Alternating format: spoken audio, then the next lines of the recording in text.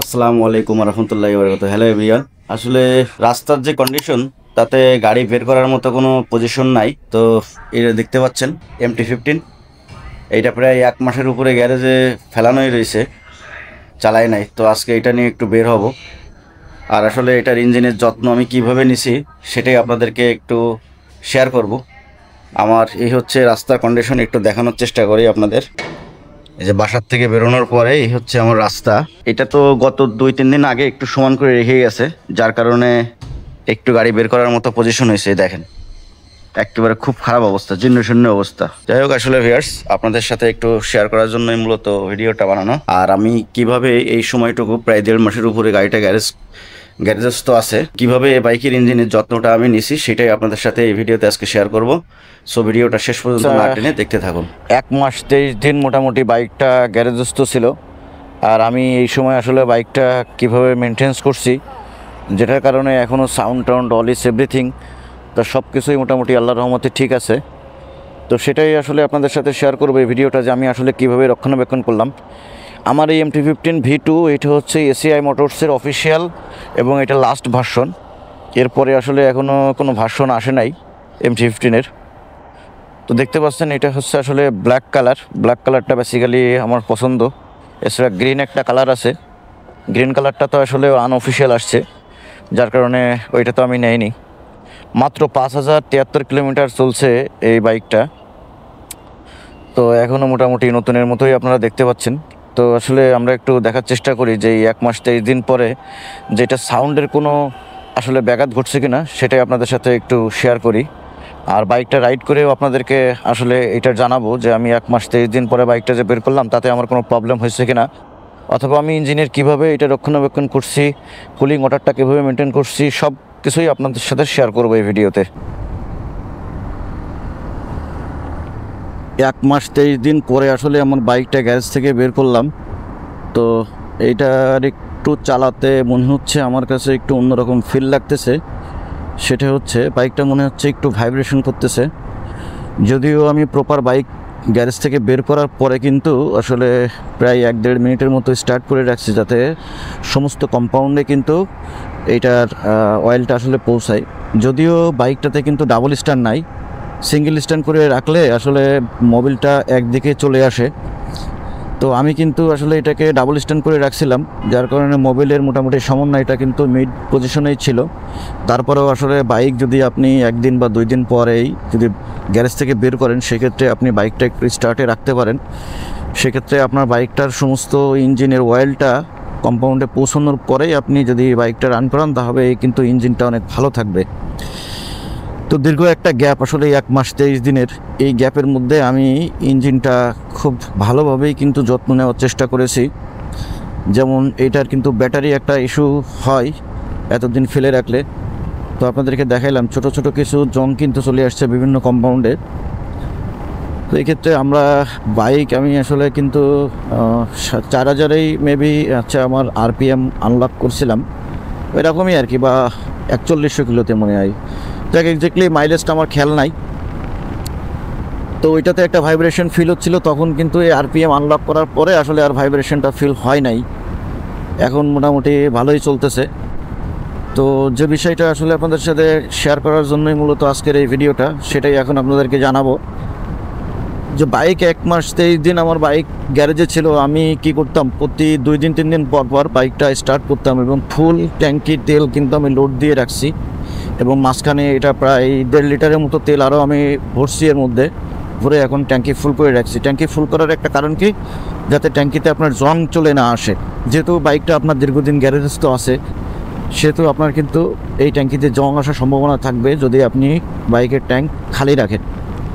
এটা একটা বিষয়। আমি আল্লাহর রহমতে আমার ট্যাঙ্কের জং আসে নাই, আমি সেটাও আপনাদের দেখাবো। নাম্বার 1। নাম্বার 2 হচ্ছে এটা যখন আমি স্টার্ট করতাম বাইকটা একবারে ডাবল স্ট্যান্ড দিয়ে সমান করে তারপরে আমি এটা স্টার্টে রাখতাম।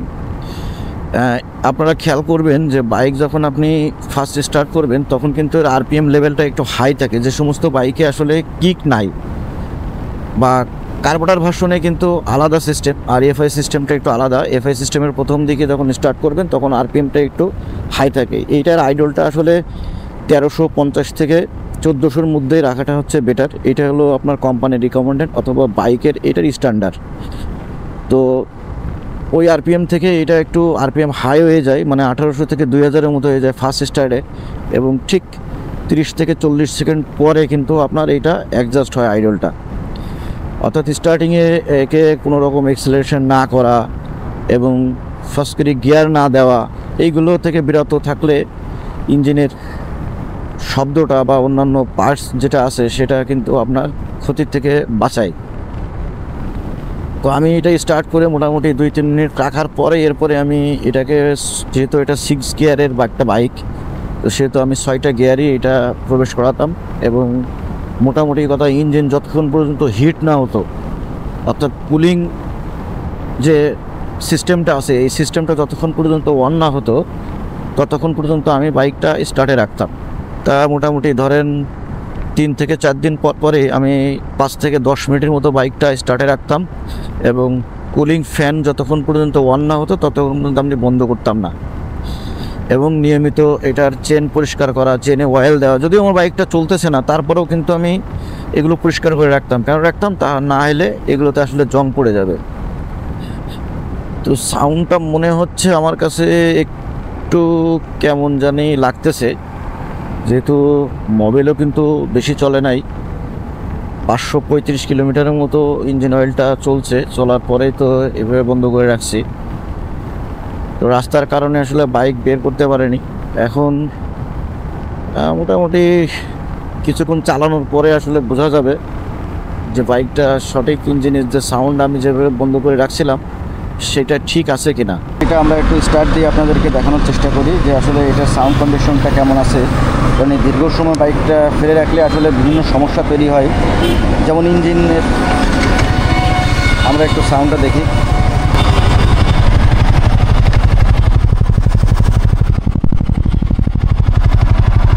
সাউন্ড কিন্তু একবারে নর্মালি আছে, এবং ইঞ্জিনের কোনো কিন্তু আপনার সাউন্ডের কোনো পরিবর্তন হয় নাই। দেখতে পাচ্ছেন সাউন্ডের কোনো পরিবর্তন কিন্তু হয় নাই, শুনতে পাচ্ছেন আপনারা একেবারে কম, যেমন নর্মাল সাউন্ড থাকে তেমনই। বাট এই ডিস্কগুলো একটু আসলে জং পড়ে গেছে।